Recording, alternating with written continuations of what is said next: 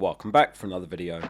The season's first double game week has arrived. What are the top all-time managers doing this week? Lots of transfers, lots of chips active. It's a big week. You can benefit from this top all-time manager FPL data every week by hitting subscribe for free below. The top ranked expert is Jamie, who scored 70 points last week and he's sitting at 256th in the world heading into the double. His Arsenal triple was Gabriel Timber, and then he's looking to actually go triple defence this week. Did you manage to beat the average expert score, which was 71 points? For double game week 26, about a half are planning to roll the transfer, 36% making one transfer, 9% are making two moves.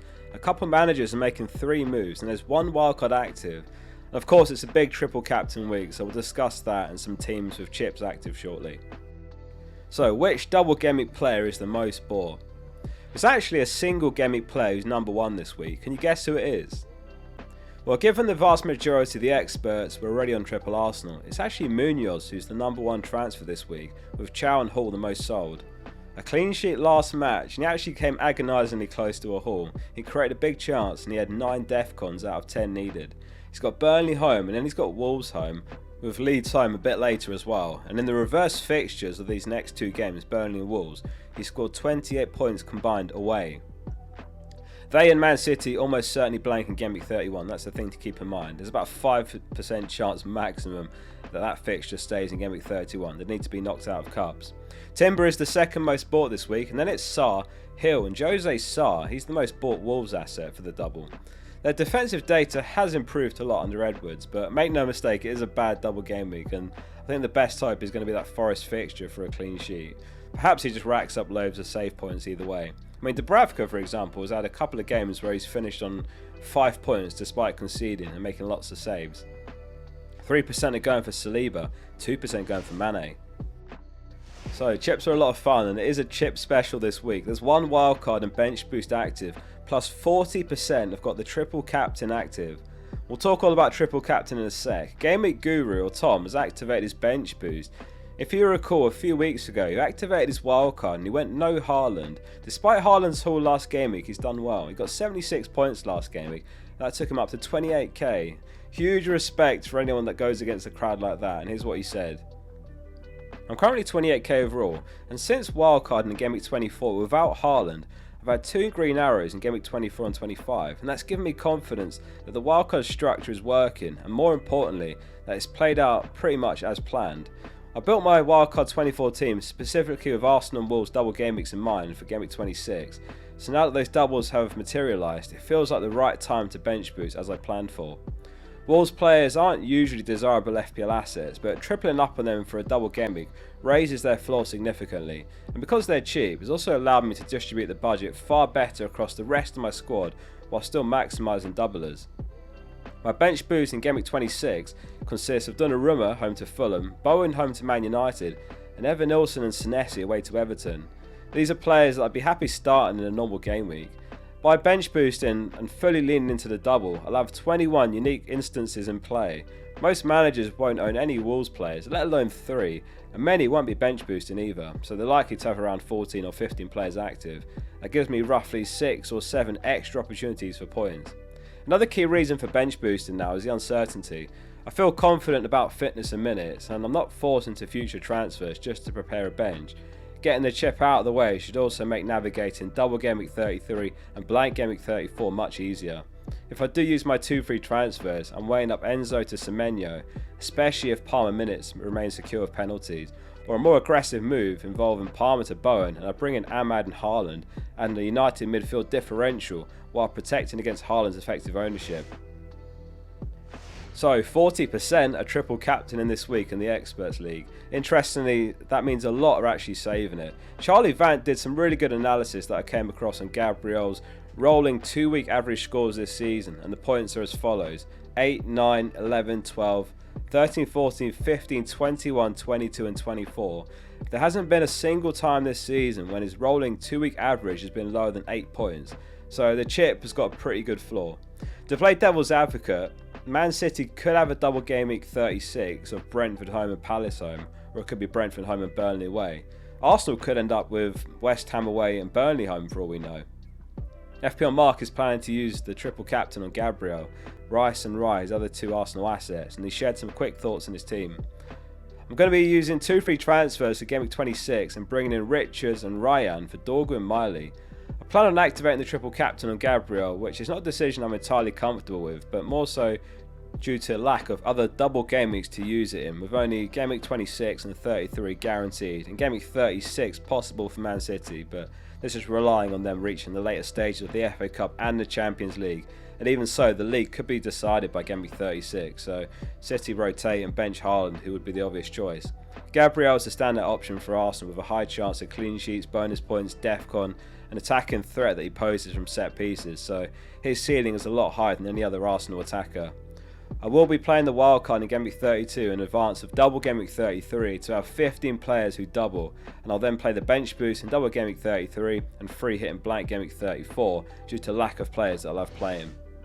Some great insight here. And lastly, Joe Jenkins has activated his wildcard, and his team is Kelleher Sanchez, Gabriel Timber, Hill Munoz, Mukiele Zubimendi, Rogers Palmer, Sarr Bruno, Haaland, Strand Larsen and Brobby. I've decided to wildcard now because I can see this upcoming window from now until the blank as a time that can really be attacked. There is a part of me that simply wants to swing against the popular strategy, but I also think the wildcard 26 has got its merits. But for me, it needs to be a risky one, high risk, high reward. I'm not where I want to be rank wise, so I'm chasing lots of upside. Most of my picks are very short term focused and they're very all in on a particular path. Wildcard 26, bench boost 27, free hit 31 and triple captain in a double. I'm aware that I'm hoping to get lucky, but if the FPL gods allow me to roll transfers over the coming weeks, I can get to 32 with 4 or 5 free transfers to attack the doubles.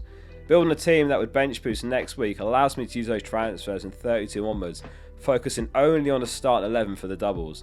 With that explained, my all-in strategy has got triple Arsenal and triple Palace. Being able to attack Palace's home games against Burnley, Wolves and Leeds is a huge differential, and in Munoz, Sarr and Strand Larsen I think I've got the most attacking 3 likely to haul.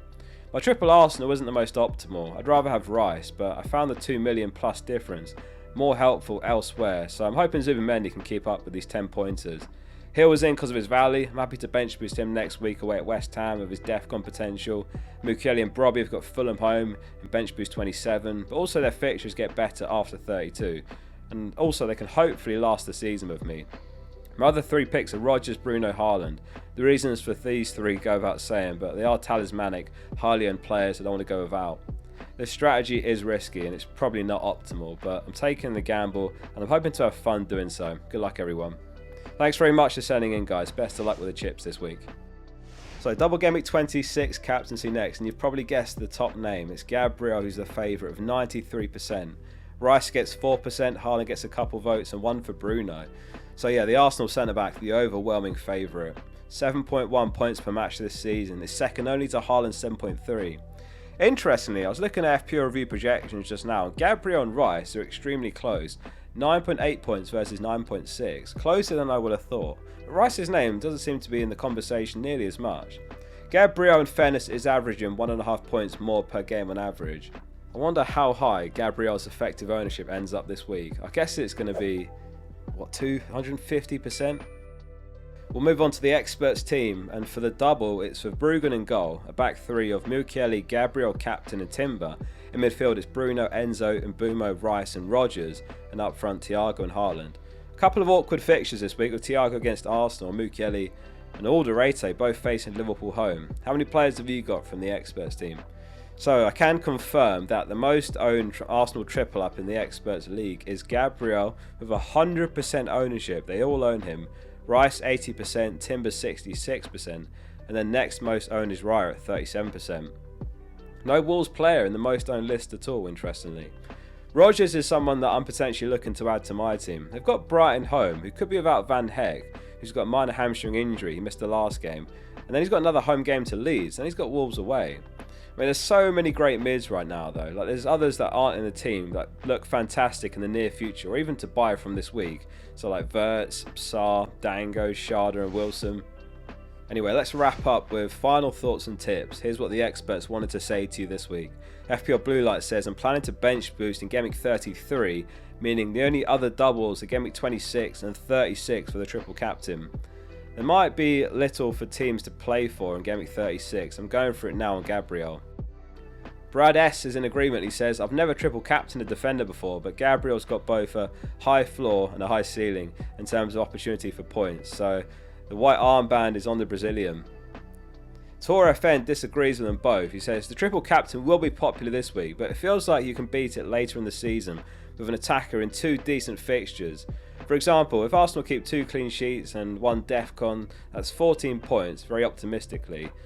Or a midfielder, let's say they get 1 goal and 3 bonus and 1 clean sheet. That's 13 points, which feels logical. I sort of get where he's coming from there, but the question to follow that up with is, which midfielder would you triple captain?